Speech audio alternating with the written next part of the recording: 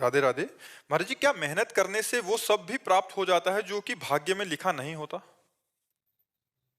नहीं, भजन से भजन से प्राप्त होगा। मेहनत करोगे तो जो भाग्य में नहीं लिखा वो तुम्हें लात मार के नीचे गिरा देगा। लाख प्रयास करो, तुम्हें उठने ही नहीं देगा। भाग्य, अगर भाग्य में लिखा है तो कोई प्रयास ना करो, वो अपने आप मिल जाएगा। अन मांगे आगे आवेगो, जो पल लागे पल को। लेकिन भाग्य को रौंद करके और नए भाग्य की रचना एक कर्म से नहीं होती है, भजन से होती है।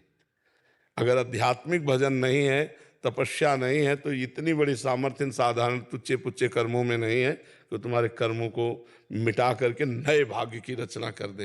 ये साधारण कर्मों में, ये असाधारण आध्यात्मिक कर्मों में है, जो भगवान के चिंतन, भगवान का भजन, परहित, ये सबको सुख देने की भावना, अपने को खूब कष्टपूर्वक जीवन व्यतीत कर, अब आप नए भाग्य की रचना कर सकते हैं धर्म के द्वारा, अध्यात्म के द्वारा। साधारण कर्मों को तो कोई सवाल ही नहीं उठता।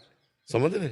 जैसे किसी को दिखाई देता हो कि ये भजन नहीं करता है, पापाचरण करता है, तो बहुत मेहनत करता है और सफल होता चला जा रहा है, तो अपनी मेहनत से नहीं सफल हो रहा है, उसके पूर्व के पुण्य हैं।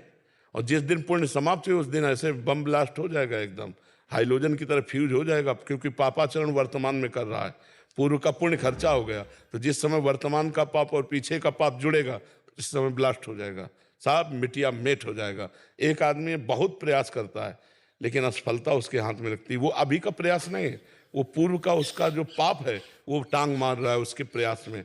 और जिस दिन इसका अभी का प्रयास और पूर्व का पुण्य मिल जाएगा तो ये क्रॉस कर जाएगा, उन्नति को प्राप्त हो जाएगा। लेकिन भजन ऐसा है कि पीछे आगे सर्व मंगल करने की सामर्थ्य रखता है। अगर हम राधा राधा राधा नाम जप करते हैं, दूसरों का हित करते हैं, कोई पापाचरण नहीं करते, अब तुम्हारा मंगल हो जाएगा।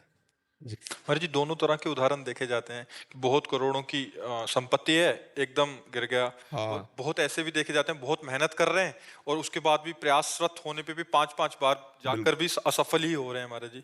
तो ये मतलब ये पूर्व पूर्व के प्रारब्ध, प्रारब्ध है। पूर्व प्रारब्ध बहुत और बड़ा। जिसको सफलता मिल रही है तो पूर्व वो पुण्य। हाँ, पूर्व पुण्य।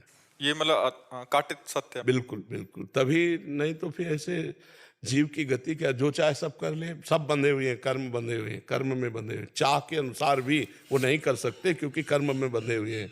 और भजन करने वालों में चाह ही खत्म हो जाती है। जो भजन करते हैं उनमें चाह ही खत्म हो जाती है, तो उनमें चाह रहती नहीं।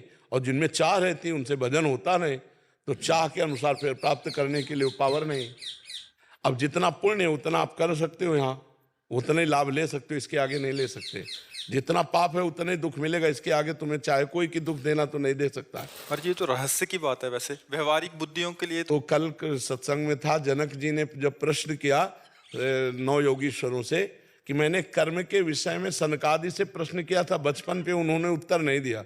तो उनका इसलिए उत्तर नहीं दिया, उस समय तुम्हारी बाल बुद्धि थी। और कर्म बड़ा सूक्ष्म होता है, बड़ा रहस्य है कर्म, तो इसके लिए अब तुम्हें सयाना होना चाहिए, तुम्हारी बुद्धि प्रवीण होनी। अब तुम बोलो, अब मैं तुम्हें उस प्रश्न का उत्तर देता हूँ। तो 9 योगीश्वरों ने कर्म के रहस्य का